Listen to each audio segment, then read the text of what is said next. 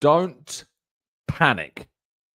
I know that they went in without a dead ball scenario happening first, but I'm reliably informed that is a fair way to score a goal in the sport of football. Just to temper those fears. This is today's Arsenal Raw Reaction Show.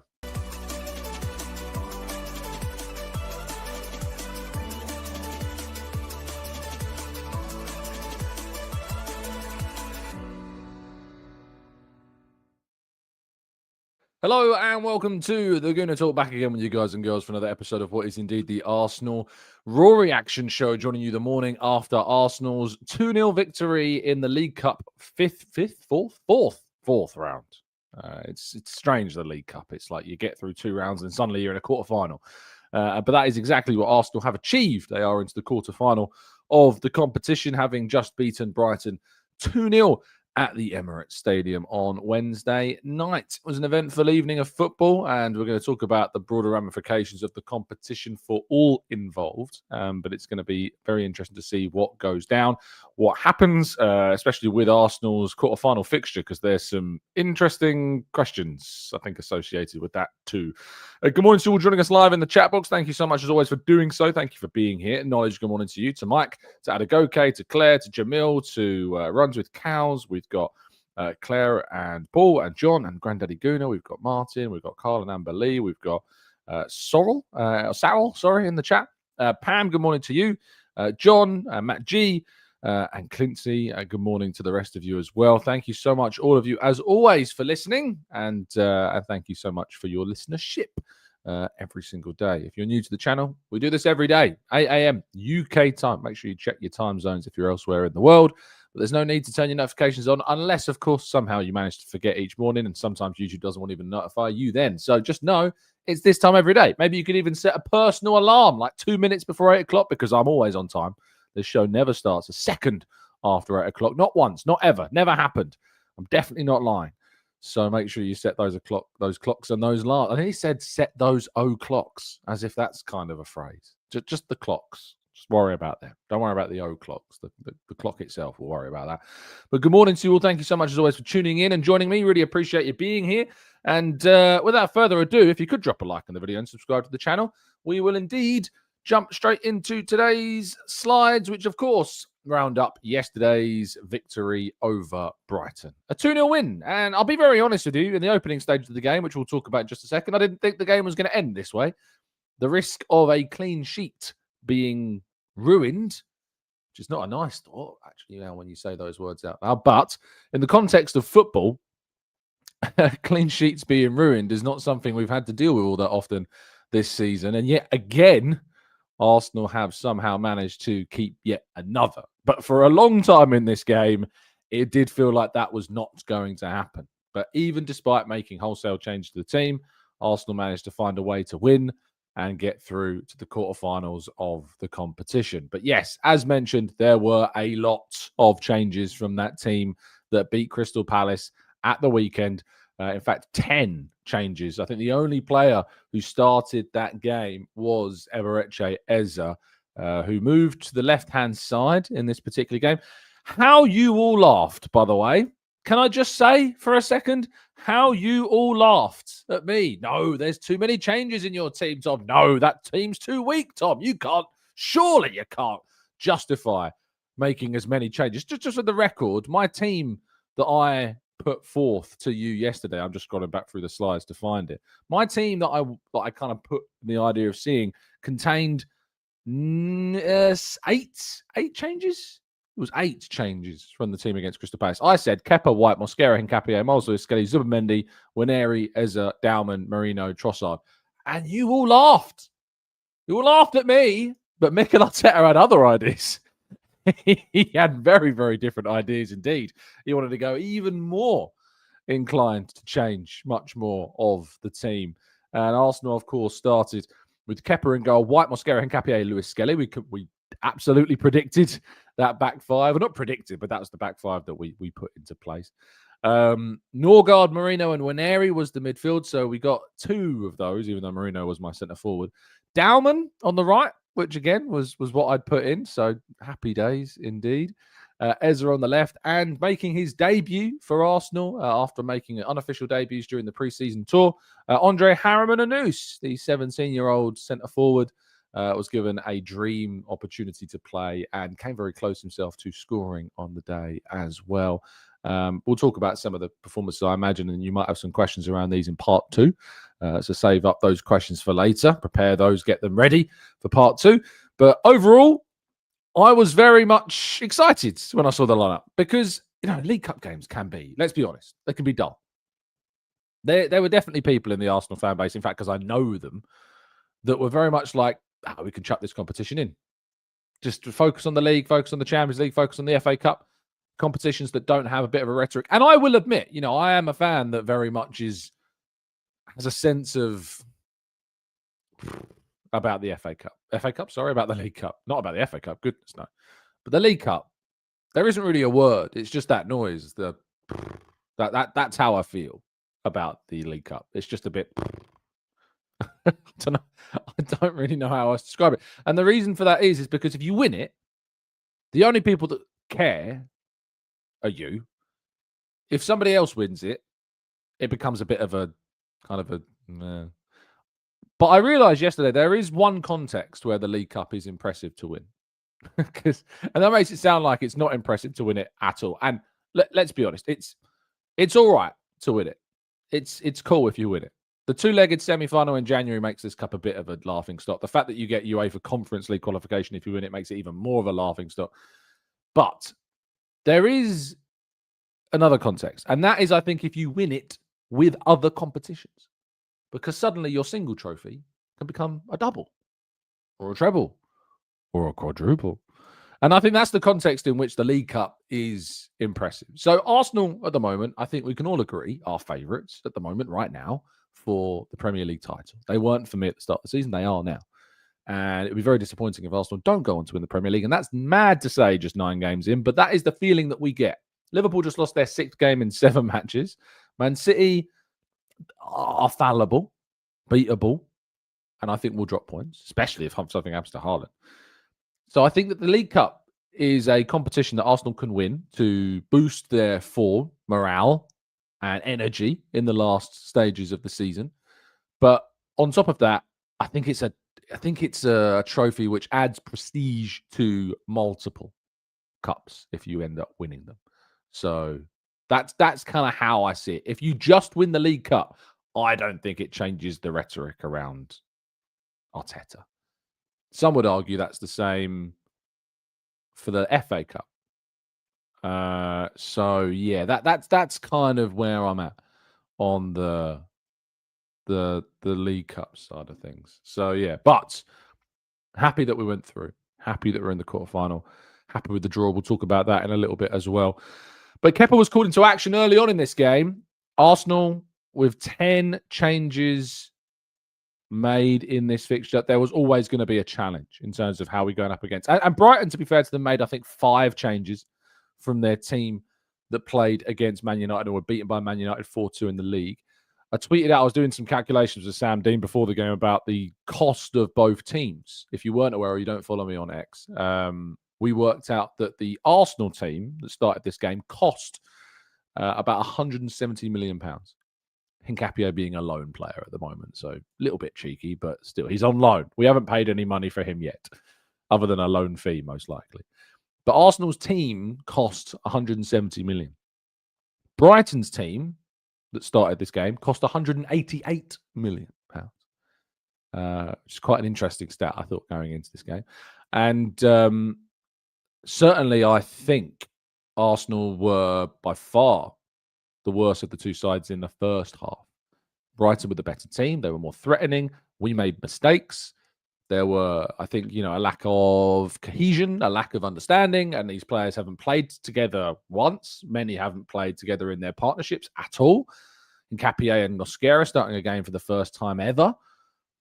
Lewis Skelly and Ben White obviously have played a number of games as fullbacks, but not with their respective defensive partner. Christian Norgaard starting a second League Cup game, of course, in a row, but I will come on to him individually in a bit, but struggled. Merino, in combination with him, I think is a little too rigid, a little too slow. Nwaneri, I thought, was impressive. Dowman, absolutely impressive. And Andrew Harriman and Noose grew into the game, more, particularly in the second half. And Ezra, of course, I thought stood out as something of kind of a senior role model to the younger players and the inexperienced players around it. But Kepa was called into action. Good save from Jorginho Ruta. And also had to deal with another one-on-one opportunity with Zimas, but he put the ball wide of the goal. In fact, Zimas had a couple of chances in this game, which he probably should have done better with. But I want to give a shout out before we kind of go into the goals themselves to these two particular, Mosquera and Hincapie. I spoke to Mikel Arteta after the game, in which I asked about both of these two, because for me, these were the two players I was most impressed with, actually, throughout the game. I think I was impressed with Nwaneri, I was impressed with Dowman, but Hincapie and Mosquera bailed Arsenal out a number of times. There was an excellent challenge from Mosquera on the right-hand side of the box when it prevented a one-on-one opportunity. There was an excellent interception for Hincapie near the halfway line, which he, if he hadn't have made, would have resulted in a really dangerous attack. And I asked Arteta, I said, some say you've got the best defensive pair in the world in Saliba and Gabriel, but Mosquera and Hincapie's today pairing, they were pretty darn good. To which he said, very good. I think those two are going to complement each other really, really well. Very happy with what I've seen. Again, they never played together. I think they trained 2 or 3 times together, and that will keep improving, but I'm very happy. Absolutely love these two. I think they are really, really solid options for us and give us such great depth. You know, I like Kivior a lot. I think Kivior is an underrated player. I mean, he's a player that started in the Bernabeu when we won 2-1. Started against Real Madrid at home when we won 3-0. Kivior's a good player, and he's doing good things with Porto. But I did say when we signed Hincapie, I think we will see an upgrade to that role. I think he's got more speed than Kivior does, better recovery pace, better anticipation, looks more confident. I think he's another level. And I think Hincapie is going to really benefit us at both centre-half and left-back. James McNicholas from The Athletic asked Arteta before the game about that, and he said they can play both roles, and he expects him to play both roles. And he's going to give us a lot, and he's going to see more minutes. From my understanding, just from speaking to people around the club, he adores this Hincapie signing. He is absolutely enamored by the signing of Hincapie, and I imagine we will see gradually Hincapie more and more throughout the season. He really is very excited to have signed Hincapie. So I'm looking forward to see him and Mosquera as well. I kind of already touched upon his performance, but I thought, again, he was excellent. Another great signing by us. One player I thought had a tricky evening, however, was Christian Norgaard. Now, I think you've got to preface any conversation about Christian Norgaard at the moment with the fact that he's played barely any minutes this season. He's played and he's playing in the defensive midfield role, which is arguably where you're going to be most exposed, especially in a team which has been changed by 10 players against a Brighton team that are threatening, especially on the counter, for a player who's not particularly fast. I thought Christian Norgaard struggled in this game. There were some good moments. He did some good things. There were some good interceptions. There was a great interception in the first half in particular where he then laid the ball off the Dowman and nearly set up a chance. But obviously a little bit loose in his passing and was ran through. It's a horrible phrase, but you know what I mean. The midfield was ran through quite easily. And I think Norgaard struggled. And it's just a lack of sharpness. We know from having watched him over many years with Brentford, he's a good player. And he's a good player in a team that wants to transition the ball very well, and will be quick in that movement, and he will grow. But if you don't have regular minutes, if you don't have regular time on the field, that is going to suffer. You are going to suffer. Second half, he was much better. I will say that. He definitely improved into the second half for sure, but the first half was a little bit of a problem. But Arsenal made do and obviously covered for that kind of shortcoming in the first period. But into the second half, and Arsenal take the lead courtesy of Ethan Nwaneri. But if we're being honest, it's all about the Mikel Merino back heel. Like it's a brilliant finish. It's a great setup by Miles Lewis-Skelly as well. But it's all about the back heel. That is what. And I bet when Mikel Merino did that, he was just thinking, please let this end in a goal or at least a shot. Because if it had ended in a loss of possession, I can't imagine the rollicking he would have got from Mikel Arteta from doing that in that position. What a pass. What a glorious moment for him. Mikel Merino is continually, and as always for me, Arsenal's most underrated player. I always feel like he has such and so much to give to this Arsenal team. And it's a goal from open play. We can do it, people. It is possible. It can happen. I wrote a piece this morning about how I felt, all the attention's on kind of the youngsters, Dowman and Nwaneri and all these guys. But I think that the bigger talking point for me is the fact that Arsenal won this game with 2 goals from open play, which it shouldn't be, but it is in a way because I don't think it's going to get enough credit. And the goal that we scored to open the scoring is a great piece of play. People say that this team aren't fun to watch. They're boring and don't create enough. Well, we did create really good moments in this game, but mainly in the second half. And that piece of play from Merino and then Lewis Skelly and Nwaneri. The finish is great from Nwaneri. Really good left-footed strike. Curls away from the keeper, so he can't really do too much about it to prevent it from hitting the side netting in the end. He gets a touch to it, but it's not going to be enough. Really, really impressed with Ethan Nwaneri and his performance overall. And I think Arteta spoke about him after the game. And he said, really good. He came on the other day as well, and he's going to have to choose. He's going to have to take those chances. And when he has, he needs to make the most out of it. I think he took the goal really, really well. He had some action. Some of them, they weren't that effective. But what I like is that he kept trying and making risks, and he didn't change that behavior and the determination to make things happen. And at the end, he got rewarded with a brilliant goal. And I think this is a really good bit of analysis about Nwaneri's game because he's right. There were moments in the game where he was wasteful. He didn't really have an impact, and he tried something, it didn't work.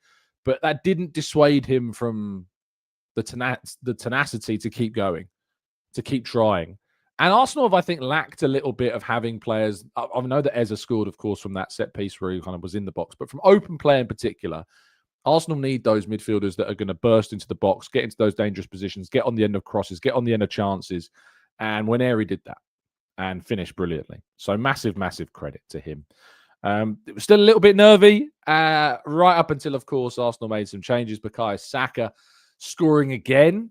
This is, I think, the 3rd game where Saka has scored a late goal to kind of kill the game off. There was the second goal he scored against Olympiacos recently as well. And was the other one West Ham? Yes, it was. Not late. It was the 67th minute and it was a penalty. But it's the second goal. It's the 3rd time he scored that kind of game-killing goal, if you like, which I think is an important trait to have, to be in a position where you can kill games off. For Arsenal, I think is obviously important. So he's come back from injury, scored against Olympiacos, scored against West Ham, and obviously he was unlucky not to score against West Ham from open play in that game because obviously I had one ruled out for offside in the first half. But then he scored obviously as well against Brighton. Who scored the second goal against Atletico? He didn't score against Atletico. No, he didn't. Martinelli was the guy. But still, those 3 games, 3 goals from open play, very, very impressive indeed. So yeah. And you have to give a shout out to Jurriën Timber, as Steve Stone rightly points out in the chat box. Steve's totally spot on. Jurriën Timber, what a run. What a run from him. It is, and I have to say, Ben White had an okay game. Thought Ben White was all right. Couple of off moments, but mainly I was impressed with how White also drove the ball forwards, switched the ball out to Eze on a couple of occasions really nicely, did link up with Dowman. And I will talk about Dowman in just a second, probably more so in part 2. But do you remember that game against Brentford in the League Cup? I think it was 2 seasons ago, where Charles Sago Jr. started on the right-hand side and was partnered with Ben White. I felt like in that game, and you can tell me if you remember that game and if you feel like I'm wrong, but I felt like almost there was a reluctance from Ben to pass to Charles. It felt like there wasn't too many passes. So I think I did a piece on it after the game because you could look at kind of the link between the two. And I feel like there was barely ever any passes from Ben White to Charles Sago Jr. in that game. And I didn't know if that came from like a lack of trust or a lack of confidence that the youngster, he was trying to protect him, or he wouldn't want to give him the ball in a position where he might then get tackled.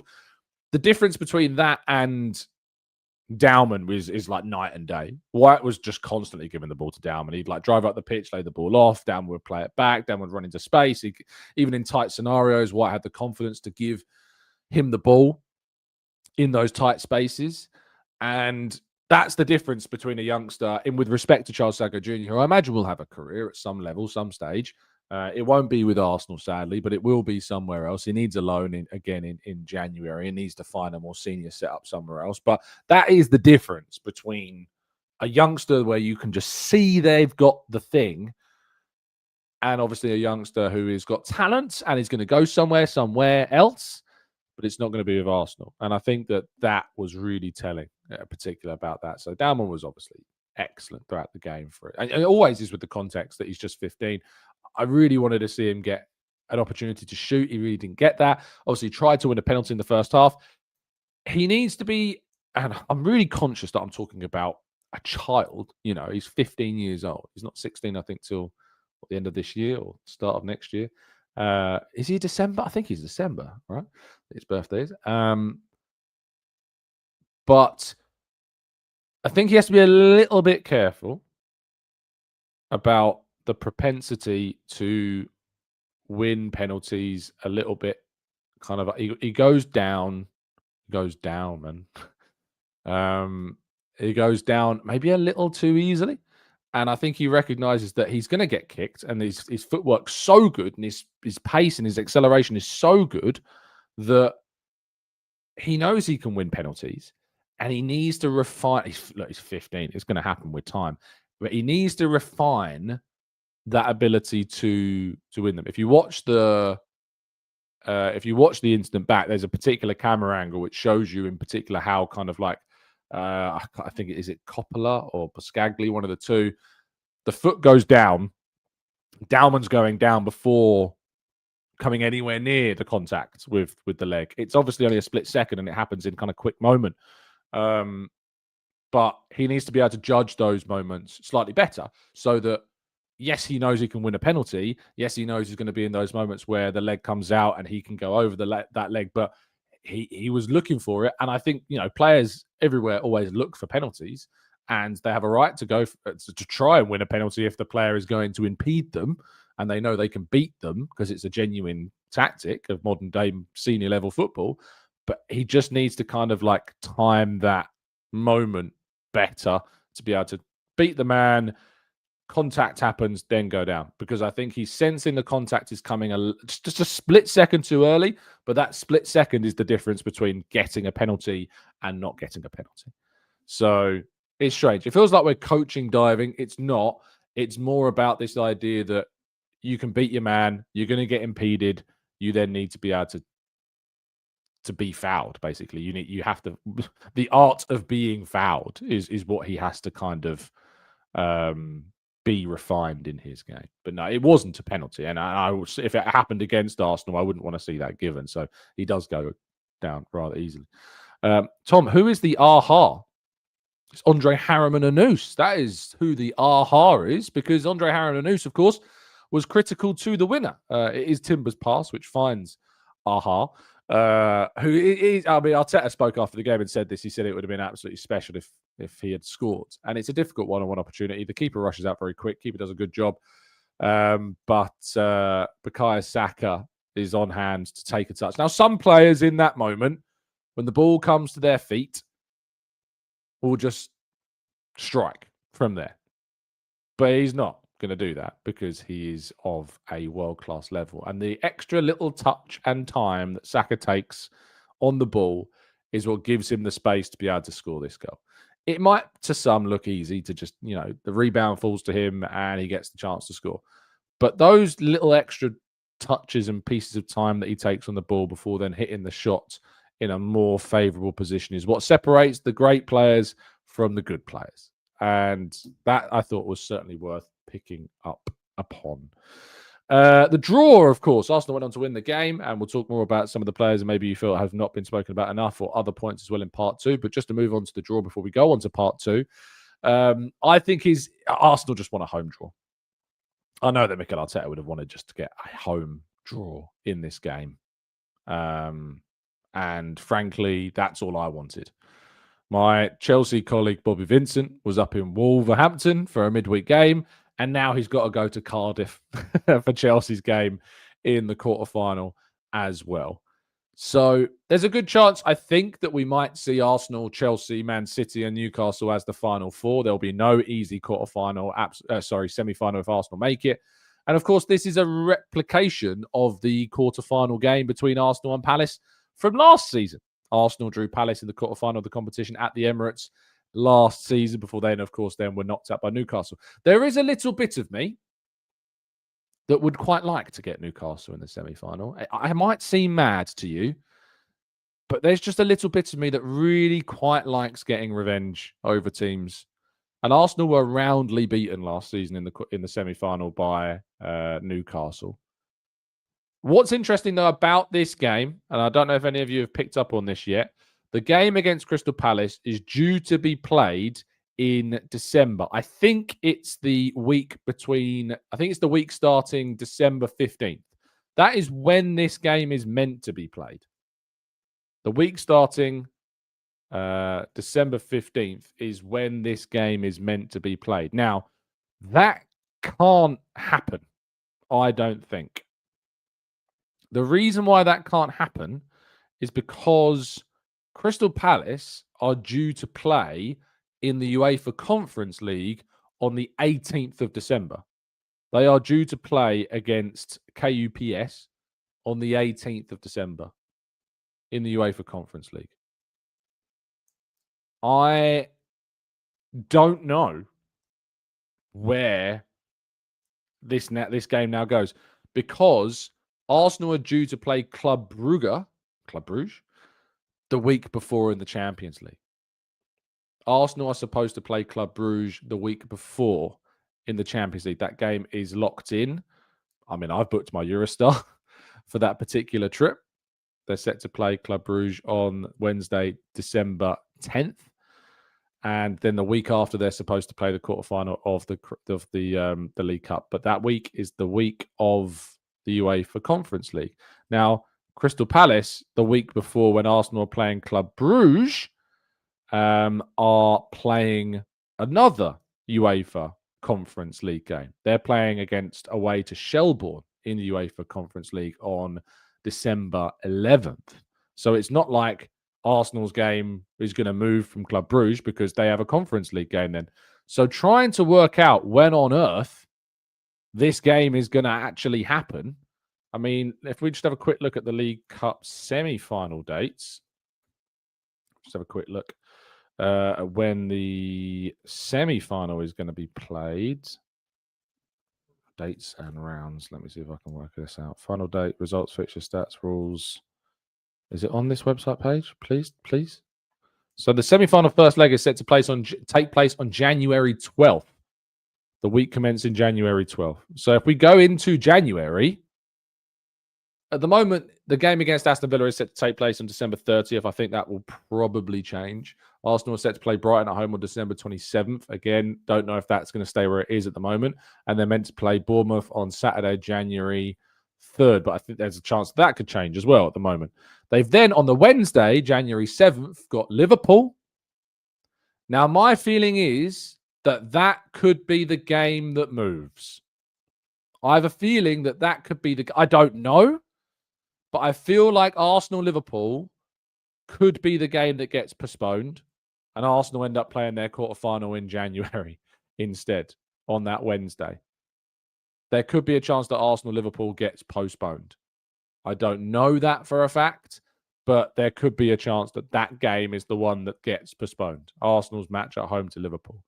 So I can't. That game cannot take place in that week. The Arsenal Crystal Palace game, as set on December 15th. The European games are locked in, as far as I'm aware. I don't remember a moment where one was changed. I think there maybe was one example, but I just can't see that changing.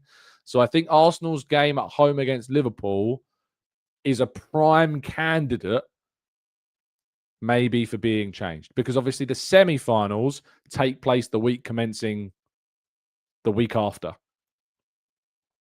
But that, again, is also difficult. So the other game that also could maybe get postponed, but I don't think it will, is the Villa game, currently scheduled for Tuesday, December 30th. But I think that'll probably end up moving anyway, because we've not actually heard about the fixtures at the moment. But that is already an evening game, as is the Liverpool game.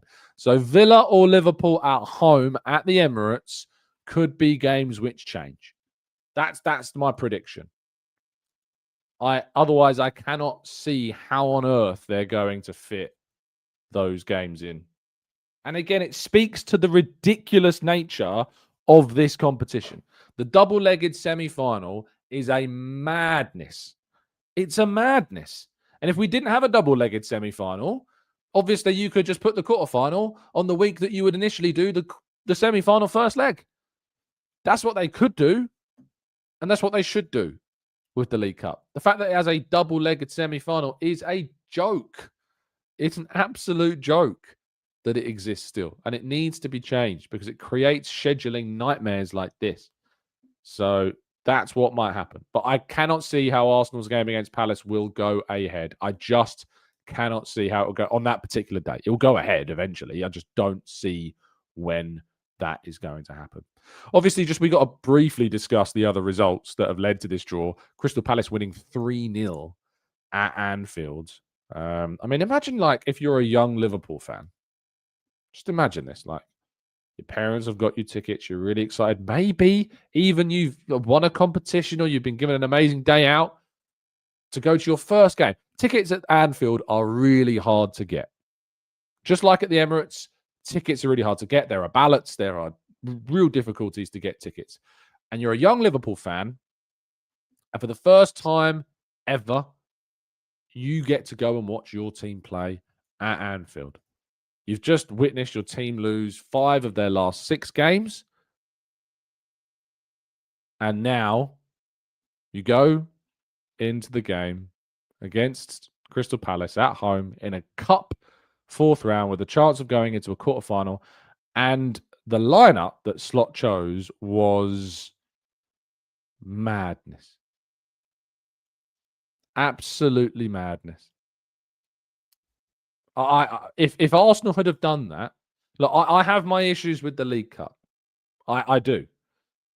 But when you have in the summer spent £400 million and you've bought 2 players that are way over 100 million, there are no excuses when it comes to not having the squad depth to field a competitive team in a 4th round League Cup game against a fellow Premier League club. From an Arsenal perspective, we've got no Havertz, no Jesus, no Odegaard. We had no Saliba, no Martinelli, no Madueke. All 6 of those players are injured currently. Rice came off injured against Palace. And Calafiori came off injured against Palace. So you could add, 6 plus 2 fitness concerns, if you like, on top of that as well. There may be more I'm forgetting, but I think it's definitely those 6. And yet Arsenal started with still a very competitive team. 2 youngsters. One of those youngsters is very talented, but you could ask, is it Ngoma? I think it is the youngster at Liverpool. And I know that Liverpool have injuries as well, but it's more the fact that, as we talked about in the summer, their transfer window was so unbalanced. And if they don't win the league this season, I think it'll be in part because of obviously the failure to integrate those new players. But in particular, it'll be because they didn't spend their money correctly. They've got injuries too. Basetic is injured. Gravenberch is injured. Frimpong is injured. Giovanni Leone is injured. And Alisson is injured. They've still got, who started this game, Freddie Woodman started in goal. Kanate is fit. As far as I'm aware, I'm just going off the Transfermarkt website. You have to tell me if I'm wrong with any of these. Van Dijk is fit. Gomez is fit. Kirkes is fit. Robertson is fit. Bradley is fit. Endo is fit. McAllister is fit. Jones is fit. And Yoni obviously played in this game. Zoboslai is fit. Wirtz is fit. Gakpo is fit. And Ngoma. Ngomaho? I don't know how to pronounce. I'm really sorry. Salah is fit. Chiesa is fit. Isak is injured. Ekatike is fit. And that was the team they started. And the bench as well. It's not like they even want... There's just not an argument other than that they chucked this game. Arne Slot chucked this game. Jamie Redknapp said it was the wrong team. He picked a team that made it really difficult for himself. Slot said everybody can have their opinion about it with the squad we have. Maybe 15, 16 first-team players available. This is the choice I've made, he told Sky Sports. He said, Slot said it was a run of games along with injury concerns, which led him to field a side of fringe players and 3 teenagers. Liverpool's bench was made up of 9 players aged 21 or under, who went into the game with 9 appearances for the club between them. He said, last time we played Southampton here in the League Cup, Giovanni Leone got injured, and we don't have such a big squad as people might tell because there was so much focus about the money that we spent. People all of a sudden think that we have 25 players available, but we mainly have 20 players. That's your fault. That's your fault. Should have spent the money better. We said this before. Like, they didn't need to spend £130 million on Alexander Isak. If you think that your squad can't handle it, or you're going to have to go into the 4th round of the League Cup after 6-7 injuries, like Arsenal have suffered 6 injuries ahead of this game. I mean, just to check that again, how many was it? It was Isak, Besetic, Gravenberch, Frimpong, Leone, and Alisson. 6, right? Am I forgetting anybody else that's supposedly injured? Arsenal had 6 out of their game. Liverpool, it says, according to this at least, had 6 out of their game. Unless someone can tell me somebody else. When you spend £250 million, as Sir Nicholas says, on 2 players, you cannot justify starting and having a squad in the 4th round of the League Cup that looked like that after 6 injuries. You just can't. It's injustifiable. And it is a indictment of the squad building. It just is. It just is. That's just my opinion. I mean, it's not personal. Some people took that piece I wrote the other day really personally. It's just my opinion about the state of both Man City and Arsenal as well. Like, I talk about Arsenal all the time. If Arsenal had done this, I would have been apoplectic. If I was an Arsenal fan watching that. But as I said before, there was young Liverpool fans going to that game, maybe their first game, and they've had to sit. League Cups are opportunities for young fans to go to their first games. They've had to sit and watch their team get beaten 3-0 at home by Crystal Palace and prevent them going through to the quarterfinals of the League Cup. And that's unacceptable in my opinion. I would, if the shoe was on the other foot and it was us and we were in that situation, I would be so critical. And I'll be putting the question, of course, to Arteta afterwards about why that has happened and how that squad building has lended itself to this. If there was more of an injury crisis, it could be explained, of course, but madness. Absolute madness. Right, let's go to part 2, shall we? Take some of your questions and more right after this.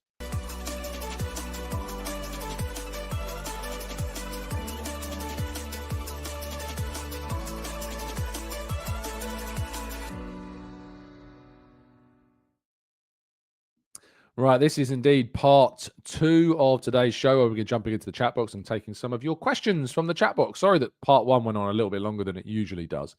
There was a lot to talk about, and that's a good thing for a League Cup 4th round game, but there was so much to talk about, and for a cup competition overall as well. If you pick up your copy of the Mirror today, you'll be able to read or at least you should, hopefully, be able to read my match report in the Mirror today as well. So make sure you go and check that out. In fact, yesterday, I think I've still got it. Got my bag, so I should have it. It's amazing podcasting right now. Tom is opening a bag. Is it that one? Is it this one?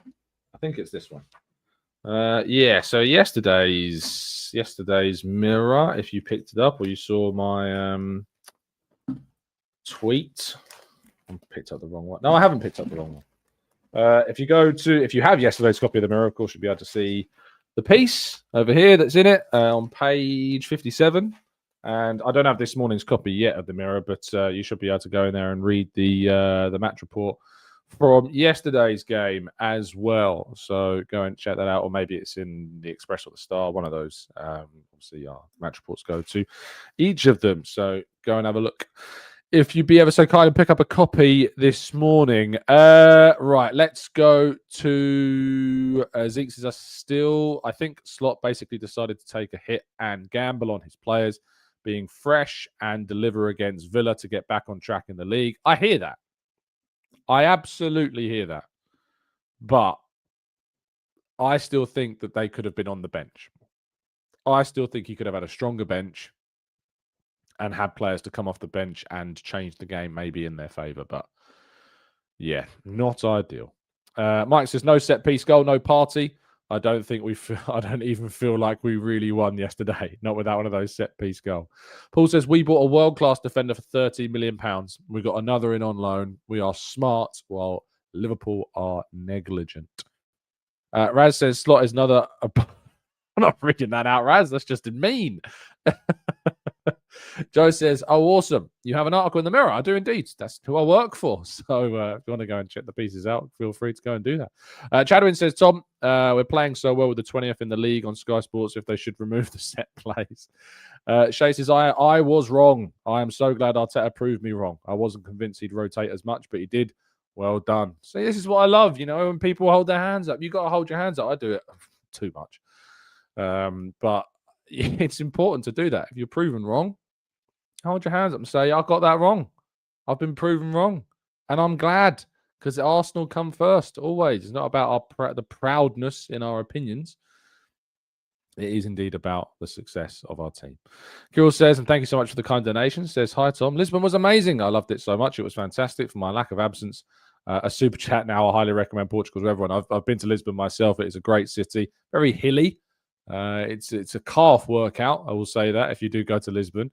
But it is a great place. Definitely. Food is brilliant. Scenery is brilliant. City is brilliant. Nully says, morning, Tom. It was a great learning curve for our youngsters last night, as well as they played the substitutes, showing that little bit of extra quality it takes to get to the top. David says, can you say Hincapie? Hincapie? I can. Thomas says, Tom, will we ever concede another goal? Yeah, I mean, probably at some stage, maybe this weekend. Who knows? Hopefully not, but it will happen eventually. It can't carry on forever. Mark says, kudos to you for championing Hincapie. Not many had heard about him, but he's definitely someone who will improve the defense. TG says that Brighton game could have had a team of fit Havertz, Jesus, Noni Madueke. It could. You're absolutely right. Havertz, Jesus, Madueke, Odegaard could all be back maybe for that quarter-final game. So Arsenal's squad might be even stronger by the time we get to that quarter-final fixture. Jones says, love where the squad is going, but at what point do we invest in a world-class left winger or with the world-class potential like Kenan Yildiz? Massive respect for Martinelli and Leo, but I think we can do better. I mean, probably next summer, to be fair. Probably next summer. Shepard says, Tom, do any journalists face punishment after lying about what they've written, like Liverpool fella lying about set pieces and I've never faced anything, so I couldn't speak for anyone else, Shepo. But I think the biggest punishment you'll get is just getting called out for a mistake. It's also worth pointing out that people can make mistakes. It's not always, we have to assume that it's not always a lie. People might just have been misinformed and they've been given a bad bit of information. They've put it out there. So it's not a case of always lying. I hate where you're coming from. And I can't say that everybody doesn't lie, but there are always consequences. And, it's a trial by the public in many ways, as I think happened a lot over the last 48 hours. Umair says, Tom, did you clock slot saying it's a new challenge for us to play in the Premier League and the Champions League 3 games every week? I didn't, but didn't they play in the Champions League last season? I didn't see that, if that's true. Vacan says, if you spend 130 million for Isak differently, who would you buy and for how much? Well, I would have got Gurhi in sooner. That's for starters. I'd have been like Palace, he's £40 million, like at least a week or two before the window finished. Take it or leave it, because he was going to go, but then obviously it just didn't happen in time. So he would have been brought in immediately. In terms of centre forwards, I mean, it's not my job at the end of the day, really. But when you look at Christian Mosquera and what Arsenal have got for 15 million odd quid and how good that is, then there's obviously going to be options out there for a smaller amount of money. If they'd have gone early in the market for Semenyo, they might have done well at getting him potentially through the door as well. Chelsea got Liam Delap in for a very decent figure as well. I don't think it cost them too much to bring him in. I don't think Joao Pedro cost all that much either. I think he would have been a good sign of Liverpool and probably would have complemented their front line quite well too. So I think they could have spent their money a lot better than they have done. And they needed to bring in a DM as well. I mean, look at Palhinha, who went to Spurs on loan from Bayern. Palhinha he probably would start in that midfield 3. as a number 6 in many games. I think Palhinha would have really improved Liverpool's midfield in that number 6 role. And he joined on loan to Spurs. I mean, that was a great. I mean, I don't like complimenting Spurs, but that was a great signing, getting Palhinha in on loan. So, yeah, there are options out there. They could have done many, many more smarter things than they did. Anne says, we are the first team in English top flight history not to concede a goal in any of our matches in a calendar month. Why isn't this being spoken about more? We are gargantuan. So we've not conceded a goal in any match in an entire calendar month. Can I check that stat? Is that true? Arsenal concede calendar month. Is it going to come up? Has anyone said this before? Is it being spoken of? Have I spelled calendar wrong? I feel like a calendar. I feel like is a word I spell wrong a worrying amount of times. I don't think I spelled it wrong. No, I'm not seeing anything about Arsenal and conceding. Oh, here we go. Football from TNT Sports. And via Opta, Arsenal become the first English top flight team in history to win 6 games in a single month without conceding a single goal. Wow. That's impressive. That is impressive. Very, very, very, very impressive. So Opta, and you have to say that it's obviously we've won 6 games. So it's the first time an English top flight team has won 6 games in 1 month without conceding a single goal. Crazy. Crazy, crazy, crazy, crazy, crazy, crazy good. That record is astonishing. Astonishingly good. Amazing. Absolutely amazing. Let's carry on. Let's take some more questions. We've got 10 more minutes. We can keep going. Shawnee says the Palace game is meant for Jesus and Havertz, potentially. Jabru says, because why the hell does it end with a AR? What ends with an AR? Is it the pronunciation of something again? Maybe. Andy says, I saw it somewhere, but just my feeling there must have been someone else doing it before as well. Yeah, surely someone would have done that before, but apparently not.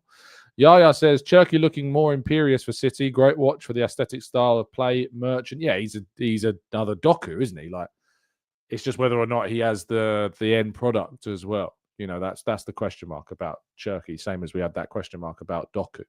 It's does he have the end product on top of the flair and the style and the skill? Does he have that? Paul says 60 million to 80 million. We've also maybe got Liverpool Ezri Konsa, who's had a good time at Villa. Alex says Tom noting down that fact for his articles. Oh, I've just bookmarked it, mate. Don't you worry. I was in the press room yesterday. I mentioned what was the stat I mentioned yesterday in the press room? I can't remember what it was. Oh, it was the amount it cost. Me and Sam Dean were working out how much both team cost, and Darmesh from Sky is like, you love a stat. I was like, yeah, love a stat. Absolutely love a crazy stat. Bailey says, to be fair, nobody knew if Ekatike would arrive and perform. His priority was to grow into the team, expecting Isak to slot in and run the front. That is now costing them, not investing defensively. Absolutely. Chino says, when I saw Slot subbing in academy players in the second half, I knew he had given up on the Carabao Cup. The seats at Anfield were empty at full time. Don't blame them. Culture Mark says, Tom, how many goals were scored in those 6 games, and how many of them were a set piece? How many goals were scored in the 6 games? We can work it out if you want. I'll probably be able to remember them off the top of my head. Maybe. So against Brighton, 2 goals from open play. We should probably make a note of this, shouldn't we? 2 goals, so from open play. Come on, pen, work, please.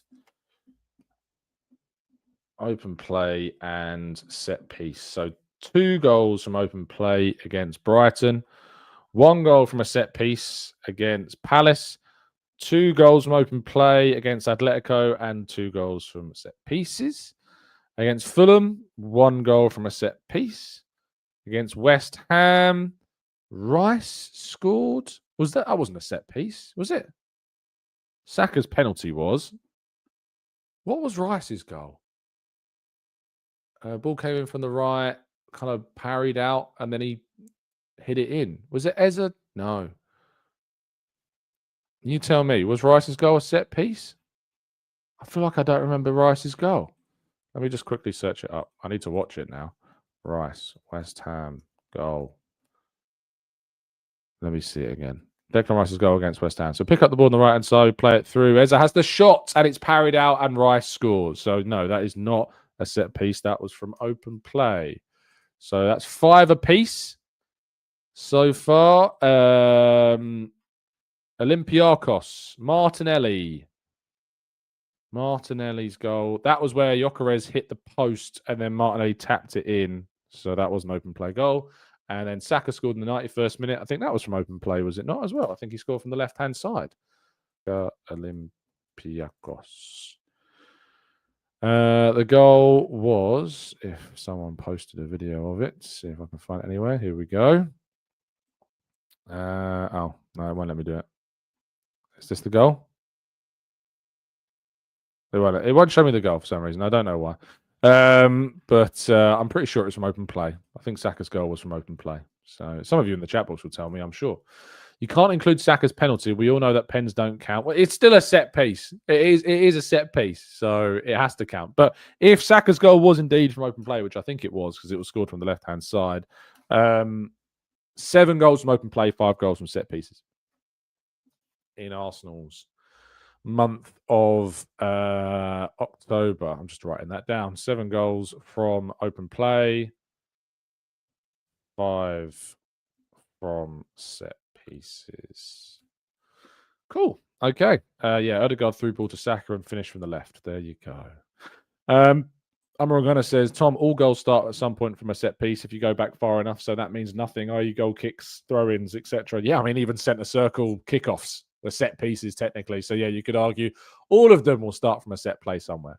Aaron says, Tom, you say that it doesn't matter if we play boring as long as we win. We can't complain. But what's the point of watching football if you don't actually enjoy the football itself? Well, I enjoyed last night. I enjoyed battering Atletico 4-0. I've enjoyed the season so far. It's been great. So, Aaron, as long as we win the league, I don't quite frankly care. I don't care. As long as we keep winning. Winning is, to me, the priority. The winning is the number one thing. As long as we're still winning, I don't care. I just don't care. And the thing is, we're not playing as bad as some people seem to make out that we are either. Our style of football isn't terrible. I mean, you just need to look at the goal that scored the first goal yesterday. I love this. Jabu and Mike with the exact same. No, sorry. Three comments in a row. The exact same. So, Nicholas, I enjoy winning. Mike, I enjoy winning. Jabu, I enjoy winning. Amazing, isn't it? And Matthew says, we do play nice football. Claire says, win by any means necessary. Cheating also counts. Johnny says, I enjoy not giving up goals. Also, it's not that Arsenal are boring. Their opponents play very scared. And I think this is a really solid point. It isn't just about us. No, people always talk about the fact that Arsenal don't do enough to play great, expansive, attacking, frenetic football. Well, have a conversation about how teams are setting up against Arsenal. Bring that into the conversation, because that's also an important fact. There are 2 teams on that pitch, not just Arsenal.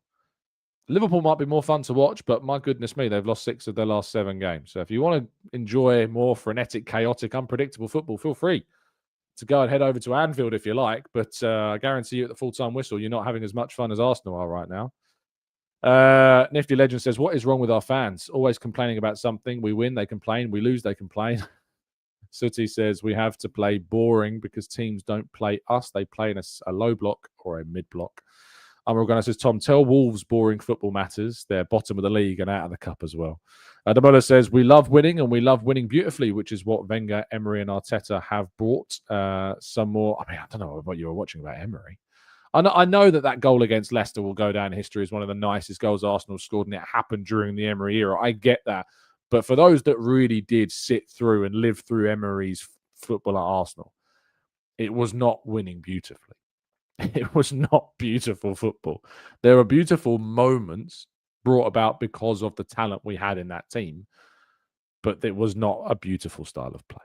It wasn't. I didn't really like conceding 109 shots in 5 games, because that's what we conceded in the first 5 games of the 2019-20 season. 109 shots, 34 on target For context, Arsenal have conceded less shots on target. Sorry, Arsenal conceded less shots in general than Emery conceded on target in his first 5 games of the 2019-20 season compared to Arteta's last 5 league games. That's the reality right now. That is the reality. Kingley says, with pens, if you create an open play opportunity and get fouled in the box and score, it's not your fault that you have to score a set piece to have an open play. I hear you. And I think that's absolutely a fair argument. But the penalty is still a set play, regardless. And also, I am going to hold my hands up and say that I got something wrong the other day. So this is me being magnanimous. Do you remember when I complained that Sky Sports had ranked Arsenal 4th for goals because we had the second highest number of goals in the league at 16 compared to 17 being the highest number shared by 3 teams? I hold my hands up. We do technically, numerically, apparently, because of the laws of stupidity, somehow rank 4th. I think that's stupid because you have the second highest number. But for me, if you have the second highest number, you're second. And you have 3 teams joint first, and then you have us. So I don't know why on earth maths works that way, but apparently they are the rules of maths. So I hold my hands up. I was wrong. Factually, I was incorrect. I apologize. But what I will say is that a fair few people did point out that apparently there was a stat that was still wrong on that page. I don't know if it was the number of goals scored from open play. But I'm pretty sure that maybe that was pointed out that apparently Sky did get that wrong. And that Arsenal had Arsenal actually ranked slightly higher than that. So I don't know if that's true, but I did see some people pointing that out the other day. Sky Sports getting fact checked about Arsenal. Oh, yes. So there was a community note added to that tweet that I mentioned, and it said, this is incorrect. Arsenal are actually 13th for open play goals scored this season with 5, not 17th. Who scored did fact check this. So there was a incorrect, apparently, supposedly, allegedly, there was an incorrect stat on that page. I just picked up on the wrong one. So that's my bad. Apologies. Rafa Mary says, lol, Tom seeing the silver lining. We are all wrong about it. Oh, of course. You know, and if you are wrong, it's important that you hold your hands up. Shay was doing it earlier in the chat. It's important that you do. If you get something wrong, don't be so proud and arrogant and egotistical that you can't ever hold your hands up. If you were wrong, you were wrong. Own it. You know, you'll be better for it, 100%, if you go and do it. Aoife says, I also think it doesn't make sense how positions work like that. Only makes sense when you have limited numbers of medals and trophies. Yeah, indeed. It is mad. If the season ended now, they'd get 3 gold medals. We'd get a silver medal along with 2 other teams, and there'd be a bronze medalist if it was done in goals scored. That's how it should work. So, yeah, very strange. Johnny says, I'm sorry, but it's the law of stupidity's fault. Yeah, it is. The law of maths is mad. Aaron says, Tom, I agree with you that I am much happier seeing us win, and we do play boring football sometimes because of other teams, but you can't say that you don't miss how we played in the 22-23 season. Do you know what I didn't miss about the 22-23 season? A collapse at the end of the season and winning nothing. We played some good football in 22-23, but there's also, Aaron, a big reason why we were able to play that football, and that's because in 22-23, we surprised a lot of people. People weren't really ready for that Arsenal team. People weren't ready for Arsenal to compete for the title, and they just didn't set up in the way that teams set up against us now. We can't play how we played against teams in 22-23 because they don't play how they play against us now as they did back then. Football evolves, teams evolve, teams change, teams get different reputations, teams operate differently against oppositions depending upon what they have done previously. There's so much analysis in the game. There's so much, monitoring of what goes on that you change, other teams change. So it's impossible. That's why I don't compare us to the 23-24 season. If you're going to compare Arsenal to the nearest iteration of themselves, you have to do that against last season's numbers. In 23-24, Arsenal won more games than the Invincibles, scored more goals than the Invincibles, and it still wasn't enough. So we've got to find different ways of winning a title. It's really important that we find a way to win the league this season. And we could win the league this season with less points than we picked up in 23-24 because the league is different. It's a different place now. Teams act differently. They win different number of games. They defend differently. They attack differently. They set up differently. They prepare differently. So it's really difficult to look back at previous seasons and say, I love that. I wish we could have that now. And it fit like a jigsaw piece. It's just not going to do that because the game changes. And the game has definitely changed. There's over 1,200 of you listening to me drone on about yesterday's game. Thank you so much to all of you that are listening. I'm sure there's plenty more of you listening, of course, on catch-up as well. Thank you so much, as always, for doing so. It is greatly appreciated, and I hope you've had a really enjoyable time listening to me drone on about today's antics. I'll be back with you. Will I be back with you tomorrow morning? Oh, I might not be with you tomorrow because I think we have an early press conference. Let me just check. But I think that the presser is early tomorrow. Presser is I can't tell you the time, but yes, it is. It's an early press conference tomorrow. So there won't be, I don't think there's going to be a show. I've got to be there at a time, which means I can't, unfortunately, do it. I may be able to set up a pre-record. I may be able to invite a guest on. I might speak to a familiar face. I might be able to somehow find a way of speaking to somebody and get you a pre-recorded episode for tomorrow. So do check the feed. Do check my X and Blue Sky pages. I will do my best to inform you if indeed there is going to be a show. Check the community tab or the post tab on the YouTube homepage of the channel. I will do my best to get you a show. It just won't be the live show.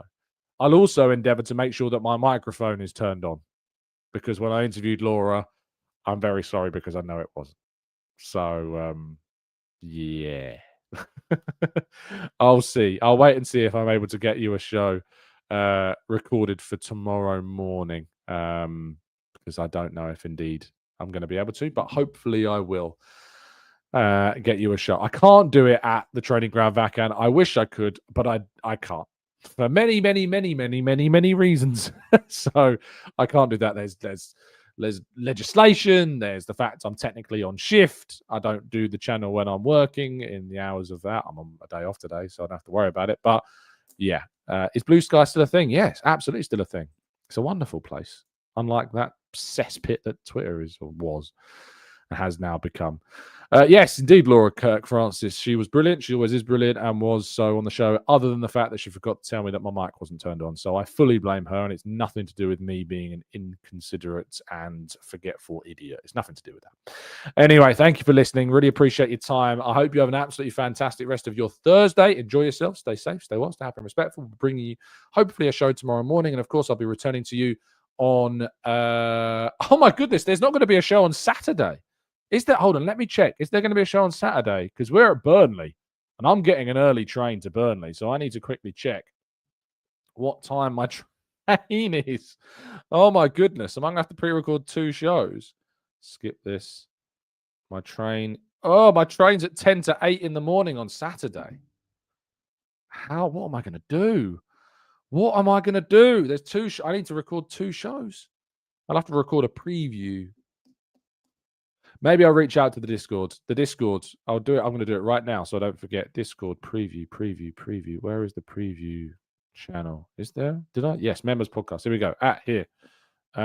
If you would be up for a preview of Burnley, get in touch here ASAP. Okay. Hopefully everyone in the Discord gets notification. It'll probably around 5 p.m. UK time record. Okay. Right. Let me know if you can do it because there's going to be no live shows in the next 2 days if I don't record something. So hopefully we can get something. So I can't do a live show. If you've ever traveled on any Avanti train, Tom, you will know that you can't do that. Thank you so much as always for tuning in. Appreciate your time. I'll be back with you in some shape or form in the next couple of days. And then, of course, a live show on Sunday reacting to that, hopefully, win over Burnley. Stay safe, stay well, stay happy and respectful. And as always, up the Arsenal.